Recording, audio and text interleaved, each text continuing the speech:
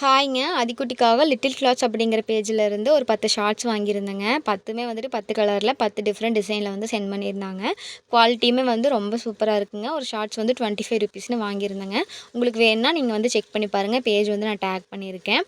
அதுக்கப்புறமா வந்து பார்த்திங்கன்னா, அதிக்குட்டிக்கு வந்து ராகி ஃப்ளவர் வந்து காலி ஆயிடுச்சு. அதனால நான் ஆல்ரெடி வந்து முளைக்கட்டை வச்சு எல்லாமே காய வச்சு எடுத்து வச்சுட்டேங்க. அது வந்து இன்றைக்கி மாவு மட்டும் அரைச்சி வச்சுக்கலாம் அப்படின்னு சொல்லி பிளான் பண்ணியிருந்தேன். அது வந்து நம்ம நார்மலாக மிக்ஸியிலேயே போட்டு அரைச்சிக்கலாம். நம்ம நிறையா ப்ரிப்பேர் பண்ணுறோன்னா மிஷினில் கொடுத்து பண்ணிக்கலாம். நான் வந்து ஒரு 15 டேஸ்க்கு வர மாதிரி வந்து ப்ரிப்பேர் பண்ணி வச்சுப்பேன். அதனால் வந்துட்டு மிக்ஸிலேயே அரைச்சிக்கிட்டேன்.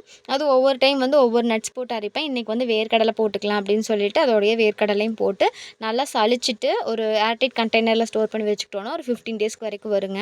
இது நான் எப்படி கொடுப்பேன்னா, ஒரு 2 ஸ்பூன் வந்துட்டு ராகி ஃப்ளார் எடுத்துட்டு தண்ணியில் மிக்ஸ் பண்ணிவிட்டு கூழ் மாதிரி காய்ச்சி எப்படி ஸ்நாக்ஸ் கொடுப்போம்ல அந்த டைமுக்கு பதுவாக நான் வந்து இது கொடுத்துக்குவேன். இது வந்து நல்லா டைஜஸ்ட் ஆகும். அவங்களுக்கு ரொம்ப பிடிக்கும். அதனால வந்துட்டு 6 மந்த்லேருந்தே நான் அந்த மாதிரி தான் கொடுத்துட்ருக்கேன். வெறும் ராகி மட்டும் கொடுத்துட்ருந்தோம். இப்போ 1 இயர் முடிஞ்சிருச்சு. அதனால் வந்துட்டு நட்ஸ் எப்போ ஆட் பண்ண ஆரம்பிச்சோமோ அப்போ இருந்து ஒவ்வொரு நட்ஸ் வந்து கூட வந்து ஆட் பண்ணிக்குவேங்க. நல்லா கூழ் மாதிரி காய்ச்சிட்டு இது வந்து சீக்கிரமாக குக் ஆயிரும். நம்ம கடையில் வாங்குற ராகி மாவோட இது வந்து கொஞ்சம் சீக்கிரம் குக் ஆயிரும்.